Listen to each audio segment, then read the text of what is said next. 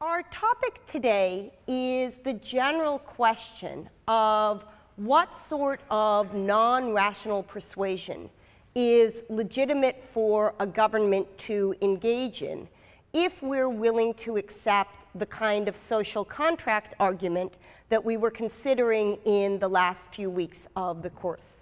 So you'll recall that starting with the account of justice that's offered in Plato's Republic and continuing with the account of the state of nature that we get in Hobbes, each of our authors has suggested that it is in our self-interest, in a way that we would reflectively endorse governmental structures, to give up some of our freedoms in order to guarantee a certain sort of stability. But the sorts of constraints that we considered in the earlier discussions of this concerned explicit laws. They concerned ways in which we contract into regulations that we recognize as holding upon us, and that we endorse because we see the rational reason for contracting into them. The argument that Hobbes makes appeals to the notion of the prisoner's dilemma, which is a paradox of rationality. It's a problem that arises when self-interests conflict in particular ways and interact with incentives in particular ways. What we looked at the end of last lecture, and what we'll look at in today's lecture, are the ways in which human beings are complex. They have, as we know from our early lectures, not only reason, but also parts of their soul which are affected by things other than reason. And that, too, turns out to have implications for what political structures end up being rational for us to endorse. In particular, what we'll look at in today's lecture is, on the one hand, Plato's argument that in the ideal state, there would be rather radical censorship of what sort of fictional representations were permitted, and Cass Sunstein's argument that one of the duties of the government is to establish norms that affect people implicitly in how it is that they structure their behavior. So in the context of a lecture on this topic, it seems appropriate to begin with a couple of stories. True stories about false stories and their effects. So in 1992, right around the time when many of you were being born, there was also born on television a young boy who was born to a television character named Murphy Brown. Now, that's not in itself newsworthy. What is newsworthy is that Murphy Brown at the time was unmarried. Indeed, she didn't have a long-term partner. And the then Vice President of the United States, Dan Quayle, famously gave a speech in San Francisco in 1992 at which he said, "Marriage is a moral issue that requires consensus and the use of social sanction. It doesn't help matters when primetime television has Murphy Brown, a character who supposedly epitomizes today's intelligent, highly paid professional woman, mocking the importance of a father by bearing a child alone and calling it just another lifestyle choice." Now, in fact, Dan Quayle slightly misrepresented what happened on the show. Murphy Brown, though she lacked a long-term partner and did bear a child without the support of a second adult figure, didn't call it just a lifestyle choice. But he was correct in that the show did not go on to depict in any way what the costs were to Murphy Brown's life of having to reconfigure her life in a way that she became a caregiver. What's interesting, of course, is that this is a real person, Dan Quayle, the real vice president of the real country the United States of America, calling into question the imaginary birth of a child who was not, in fact, the child of the actress who played Murphy Brown, in such a way that he saw it as eroding values that are important.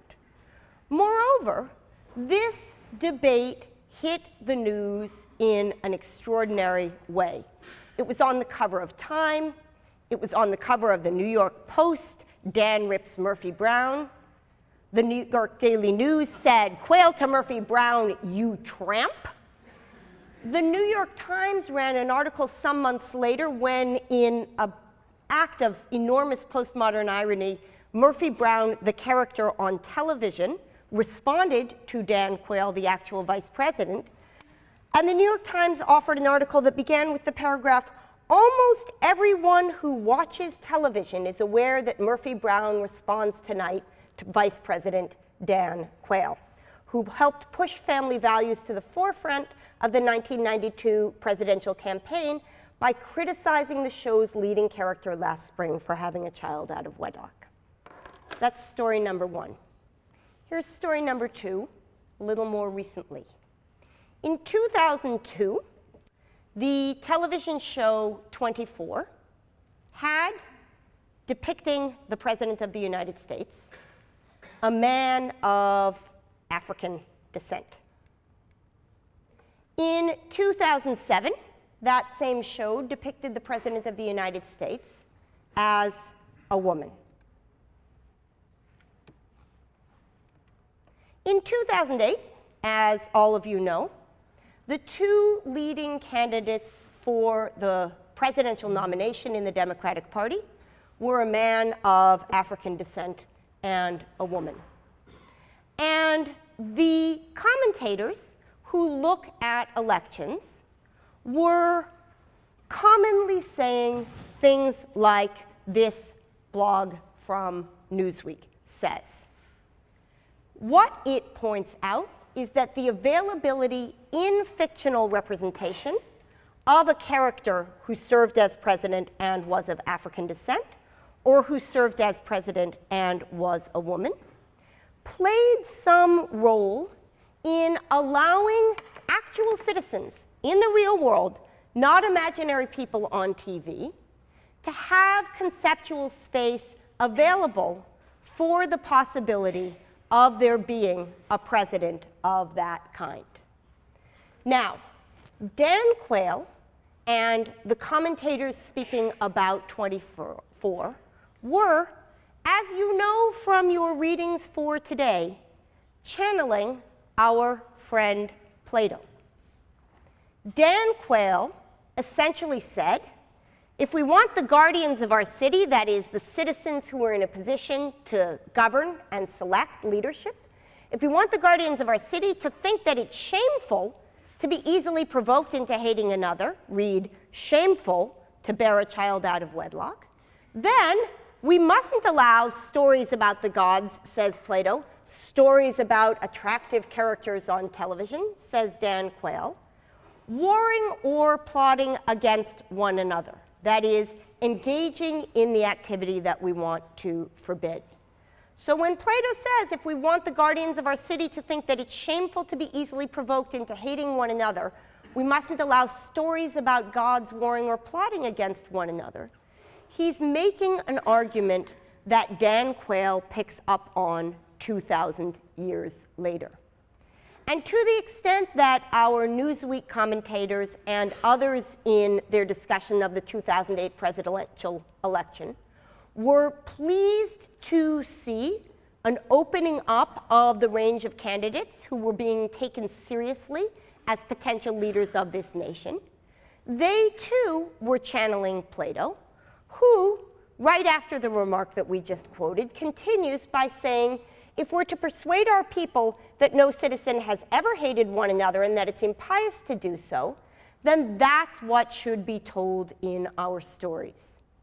That is, stories, fictional representations, imaginary experiences that become part of the cultural conversation can provide role models that are both problematic and inspiring.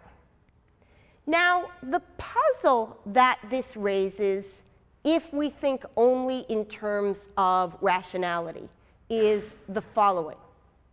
How can something that we know to be fictional affect our actual behaviors and attitudes? It's not as if people watching 24 thought that David Palmer was actually the President of the United States. It's not that people watching Murphy Brown thought that the character played by Candice Bergen had actually had a child. People were profoundly aware that these were fictional representations. And even young children are remarkably good at separating pretense from reality. If you engage in an imaginary tea party with a young child, where you pour imaginary tea into a series of cups out of an actually empty teapot, the children are perfectly ready to agree that the cups are full in the context of the pretense. But no child who is thirsty thinks that you can actually get something to drink by lifting one of those up and bringing it to your mouth. If you engage in a game with a child where you make cookies out of Play-Doh, children are shocked and upset if you actually try to bite into one. And adults, too, have the capacity to determine what's merely imaginary and what's actual. Well, they have the capacity with one part of their soul. The response to the puzzle that gives rise to the concerns that Plato and Dan Quayle and our bloggers articulate is that the way that fiction causes problems is by affecting the non-rational parts of the soul in ways that are not easily subject to rational regulation or control. Now, this structure is already familiar to us from our general discussions of parts of the soul. We know from our lecture in January that if I stand on a glass surface above the Grand Canyon and look down beneath me and see the roaring Colorado River, though my rationality tells me that I am safe, the non-rational parts of my soul are affected by this visual stimulus in a way that causes me to tremble. And even if I tell you and convince you that what looks to be a box of kitty litter is in fact a box containing chocolate cake covered with coconut and Tootsie Rolls, though the rational part of your soul may believe me, it has a rather difficult time regulating the other parts. So too in the series of puzzles that we looked at in the context of the heuristics and biases tradition.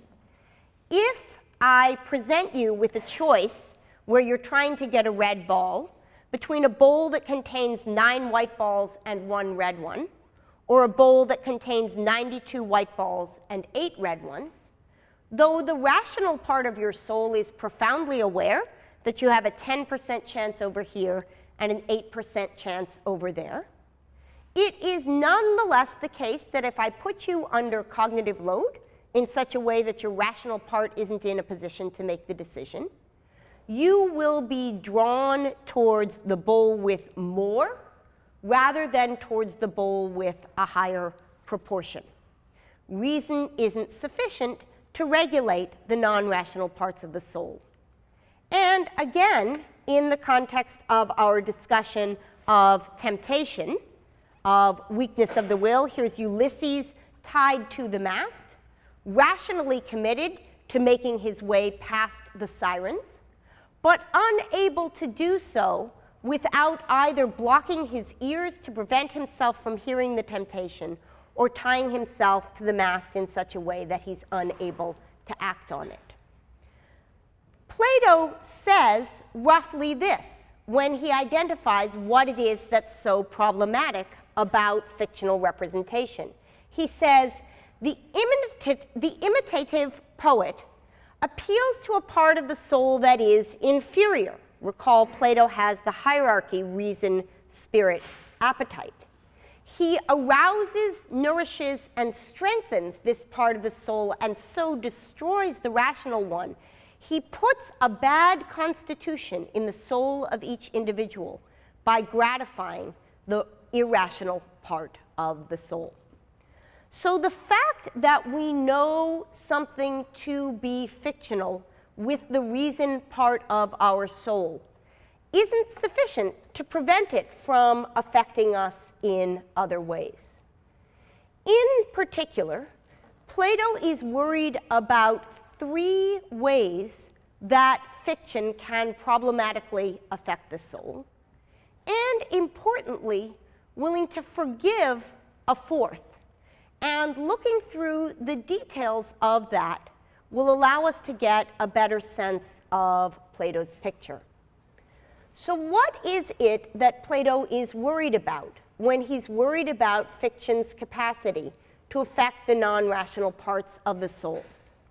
He's worried, first of all, about the sort of thing that Dan Quayle was worried about, that observing a particular circumstance in a fictional representation and then reasoning about it as an available way of life may lead to mischosen role models. He's worried even more profoundly when we observe something in a fictional context, and because we explicitly recognize it as fictional, allow ourselves to respond to it in a way different than we would if it were actual, but such that it affects us profoundly emotionally in a way that changes our attitudes of approval or disapproval.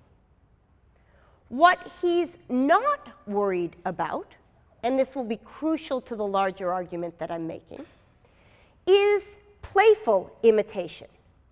Cases where, not just at the level of rationality, but also with regard to the parts of our response system that aren't subject to rational regulation, we engage with the material somehow at a distance.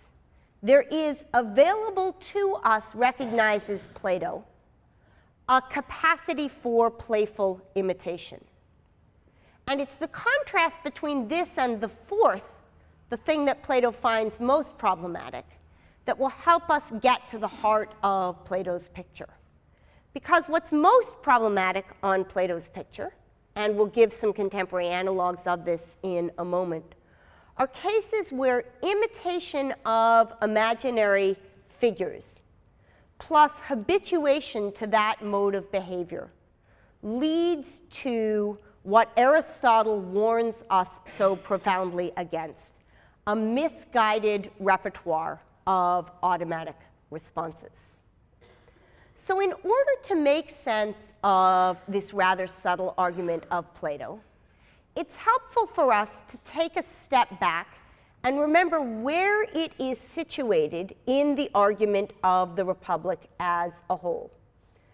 So you'll remember that at the very beginning of the semester, back in January, we started off by reading the opening pages of Book 2 of Plato's Republic, in which the character Glaucon, in alliance with his brother Adeimantus, challenges Socrates to answer the question, why should we be just? And Glaucon and Adeimantus together present 3 kinds of arguments, 3 kinds of contentions in favor of the view that justice is not something that we engage in for intrinsic reasons, but only something that we engage in because as a matter of contingency, it happens to be instrumentally valuable. Famously, Glaucon gives an argument categorizing justice into the kind of good that we value only because of its reputational benefits, and goes on to offer something like a prisoner's dilemma analysis of justice being everybody's second best choice. He then presents a fictional story, the story of the Ring of Gyges, followed by the story of the pair of statues, which is meant to persuade in a different way. And finally, Adeimantus points out a continuity between what's represented in the context of the fictional stories and what's represented in the context of common sayings. Where does the argument that Socrates provides back then begin? Does Socrates respond directly to 1 and 2 and 3, to the 3 rather precise arguments that Glaucon and Adeimantus have presented? No. What he does is to introduce the larger framework for thinking about these questions, the analogy between the person and the city, a discussion subsequently in Book 2 that we didn't read of 2 kinds of cities there might be, and then ultimately in the context of Book 4, he introduces the 3 parts of the city and the 3 parts of the soul. That is, he says that just as in the ideal city, there are guardians and soldiers and workers, so too in the individual, there is reason, spirit, and appetite. And you may remember, back when there was so much snow on the ground that there was no way to represent humanity other than in the form of a snowman, that we looked at this parallel in some detail. We looked at the way in which the smallest directive part of the soul is reason, the middle is spirit, the bottom is appetite, and that corresponding to these are auxiliaries, soldiers, and guardians. Now, in order to see what's going on in the discussion in books 3 and 4 that we read for today about the censorship of poetry and the discussion in book 10 about the censorship of poetry, we need to recognize something really extremely interesting about what happens next in book 2. So remember, we have Glaucon's challenge, why should we be just? And Socrates' rather bizarre answer, which involves the invocation of the city-state analogy. What happens next is that Socrates goes on to provide an account of how it is that the guardians should be educated. And the kind of education that he is concerned with is the education of the non-rational parts of the guardian's soul. What's going on here is Plato's recognition that given the picture he has of the state, just as argument alone, as Aristotle would say, is not enough to make men good, rather we must cultivate in them certain kinds of habits, so too suggests Plato by putting the education of the guardians immediately after the discussion of the nature and value of justice, so too is it crucial in thinking about the structure of the state to think not only about what laws look like, that which regulates by means of reason, but also what non-rational influences look like. So, says Plato, turning to the education of the guardians, the very first question we need to ask when we think about what the ideal state looks like is the question, what does the early education, the cultivation of appropriate spirit and appetite in the guardians, look like? And only once that is in place are we in a position to turn to that which is most valorized by Plato in his discussion, the cultivation of reason. So let's hear exactly what Plato has to say about early education. And in pointing this out to you, I want to remind you of something that I mentioned last lecture about the Nozick and the Rawls. You'll recall that I mentioned to you that in the entire index of A Theory of Justice and in the entire index of Anarchy, State, and Utopia, there are 2 references to children. There are basically no discussions of education. Whereas the very first thing that Plato starts with in his discussion of the ideal state is this. For the guardians, he asks, what will their education be?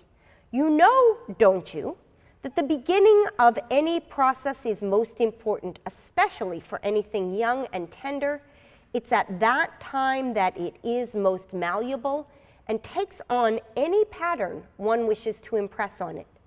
Shall we carelessly allow the children to hear any old stories and to take beliefs into their souls that are opposite to the ones we think they should hold when they are grown up? And this being a Socratic dialogue, his interlocutor says, we certainly won't. And Socrates continues, then we must first of all supervise the storytellers. We'll select their stories whenever they are fine or beautiful and reject them when there aren't. Nurses and mothers will shape their children's souls with their stories much more than they shape their bodies with their handling. There was recently a conversation about this familiar character, Mr. Cookie Monster, who, in keeping with remarks like the one Socrates just made, began singing songs like, a cookie is a sometimes thing, and began appearing in videos about healthy foods. It is the recognition that early narratives play a strangely formative role in the attitudes of young people that would lead to this sort of change. So Plato's first concern is the one that I identified, the idea that you will be presented with a role model whom you will problematically accept as a reasonable way of existence. When the poets tell stories, he says, where heroes do terrible and impious deeds, these stories are harmful to the people who hear them, for everyone will be ready to excuse himself when he's bad if he's persuaded that similar things have been done by heroes. For that reason, we must put a stop to such stories, lest they produce in youth a strong inclination to do bad things. If it's available to you to say, here's a character, real or imaginary, who behaved in a particular way, says Plato, you are at risk of viewing your behavior through that light. Even more dangerous, however, is the fact that it is possible, because of our complicated relation to fiction, to respond to something imaginary in a way just different enough to distort our experience, but just similar enough to affect us implicitly.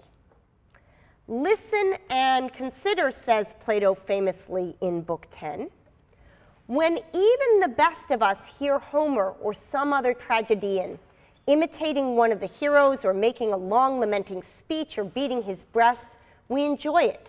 We give ourselves up to following it. We sympathize with the hero, and we take his suffering seriously, and we do so, says Socrates, even when that runs counter to how it is that on reflection we think we ought to behave. When one of us, he continues, suffers a private loss, you realize the opposite happens. We pride ourselves if we're able to master our grief. Is it right to look at someone behaving in a way we would consider unworthy and shameful and enjoy and praise it rather than being disgusted by it? And he goes through and runs with another series of emotions about this. He says, just as we can do this for sadness, so too we appreciate in the context of fiction buffoonish humor. We appreciate in the context of fiction certain kinds of outrageous behavior. But we are, he says, exactly the wrong distance to be safe. Our relation to fiction in this regard is paradoxical. On the one hand, there's sufficient difference between fiction and reality that we let our emotions run loose. Reason says it's just imagination. It doesn't matter how I respond to it. This isn't reality. This isn't reflective of who I am.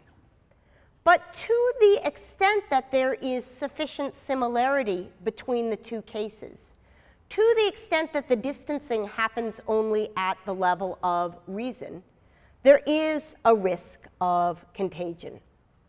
And we can see that perhaps most profoundly by contrasting the sort of cases that Plato is worried about with the sort of cases that he is ostensibly not.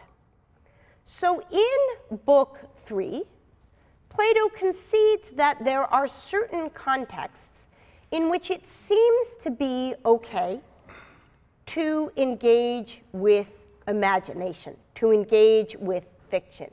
He writes, when he's now speaking of the Guardians, comes upon a character unworthy of himself, he'll be unwilling to make himself seriously resemble the inferior character. Rather, he'll be ashamed to do something like that unless it is in play. And it does seem, and it's an extremely interesting fact about human beings, that we are capable in some contexts of taking a genuinely play stance. In my section, when I played Prisoner's Dilemma games, the poor freshman who played against me, who's seated here in the third row, didn't understand that I was playing for play, which meant that I was playing for real, which meant that I defected every single round. And she lost a lot of money, and I gained a lot. Now, in so doing, it is my sense that I had removed myself from a domain where contagion was a risk. That not just at the level of thinking about my engagement, but even in the engagement itself, there was a sort of ironic distance. Some fictional representations cause us to bear that to at least part of their content. In Monty Python, when you watch Sir Lancelot chop off the arms and then the legs of the Black Knight, who is leaping around bleeding, it is not, I take it, the case that there is even a small risk of contagion to actual cases of lost limbs, but rather that a certain kind of playful stance is being taken. At least that is until it is disrupted. I was, for very good reason, taken to task on the feedback page by one of the students in this class for presenting playfully in lecture, in the context of our discussion of punishment, an example of somebody who aimed to shoot somebody and failed or succeeded at his aim on a day after there had been a shooting in New Haven. Sometimes the reality that surrounds a situation makes it almost impossible because of the way in which it permeates our non-rational responses, makes it almost impossible for us to take a playful stance. But the fact that we're able to move in and out of this attitude is, I think, one of the most perplexing and interesting facts about human beings.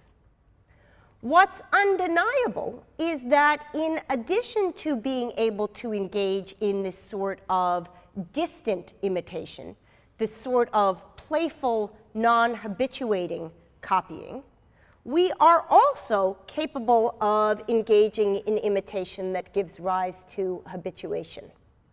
So Plato writes, "Our guardians must imitate from childhood what is appropriate to them, namely people who are courageous, self-controlled, and pious. They mustn't be clever at doing shameful actions, lest from enjoying the imitation they come to enjoy the reality. Or haven't you noticed that imitations practiced from youth become part of nature and settle into habits of gesture, voice, and thought?" Crazy? Well, here's an article from last week's New York Times discussing the video game Madden NFL 12. Do any of you play this online game? Excellent. So what is the feature of Madden NFL 12 that struck the New York Times as interesting? It was this. In the new version of Madden NFL 12, a player who gets a concussion is automatically eliminated from play. Ever since the seriousness of concussions became apparent on a national scale, reads this article from April 2nd, the primary message for young football players, if you get a concussion, get off the field for the rest of the day, has been one of the most difficult for youngsters to accept and execute. That reality will soon be aided by fantasy. It's like it's channeling Plato. Madden NFL 12, the coming version of the eerily true to life NFL video game played by millions of gamers, will be realistic enough not only, it says, to show players receiving the concussions, but also to show that any player who sustains one is sidelined for the rest of the game, no exceptions. So fantasy in the aid of social regulation. Here's another example. How does the US military train soldiers for the battlefield? Some of what it does is obviously to cultivate their bodies in such a way that they have the strength and stamina to engage in certain sorts of behaviors. But one of the primary modes of training is through video games. So here is a group of soldiers playing a game that was initially just used as a part of a recruiting video for the US Army, a recruiting tool called America's Army, and subsequently got developed into a training tool for soldiers themselves. Here's a group of soldiers engaging in video game practice. And here's an article in the Washington Post from a few years ago. Virtual reality prepares soldiers for real war. One blistering afternoon in Iraq, while fighting insurgents in the northern town of Mosul, Sergeant Cinque Suarez opened fire with his .50 caliber. That was only the second time, he says, that he ever shot an enemy, a human enemy. It felt like I was in a big video game, he said. It didn't even faze me shooting back. It was just a natural instinct. Boom, boom, boom, remembers Suarez, a fast-talking, deep-voiced, barrel-chested 29-year-old from Chesterfield, Virginia. He was a combat engineer in Iraq for nearly a year. And Suarez continues, the insurgents were firing from the other side of the bridge. We called in a helicopter for an airstrike. I couldn't believe I was seeing this. It was like Halo. It didn't seem real, but it was real. And later in the article, the reporter goes on to quote an Army official from the Office of Defense Modeling and Simulation who says, the technology in games has facilitated a revolution in the art of warfare. When the time came for him, meaning Suarez, says this officer, to fire his weapon, he was ready to do that and capable of doing it. His experience leading up to that time, through the on-the-ground training and the playing of Halo and whatever else, enabled him to execute. His situation awareness was up. He knew what he had to do. He had done it before, or something like it up to that point. So, Plato's argument starts to feel like it has some force. What exactly does the argument look like? The argument that we've been considering in Plato runs as follows. Plato suggests that fiction affects the non-rational parts of the soul in such a way that they are potentially disharmonious with the rational part. That is, fiction may cause us to find appealing things that on reflection we find unappealing, or to find unappealing things that on reflection we find appealing. It may, of course, also allow us to cultivate things that are in harmony with our commitments. Therapy can use exactly the same techniques that video game training in the Army does to bring our non-rational responses in line with our rational ones. But it is certainly a risk that fiction will affect the non-rational parts of the soul in a way that renders them disharmonious with the rational part. We, says Plato, reflectively desire, for all the reasons that we discussed in the first part of this course, to have our souls, at least for the most part, in harmony. When we are not instinctively reacting in ways that we're reflectively committed to act, it is costly to us and undesirable.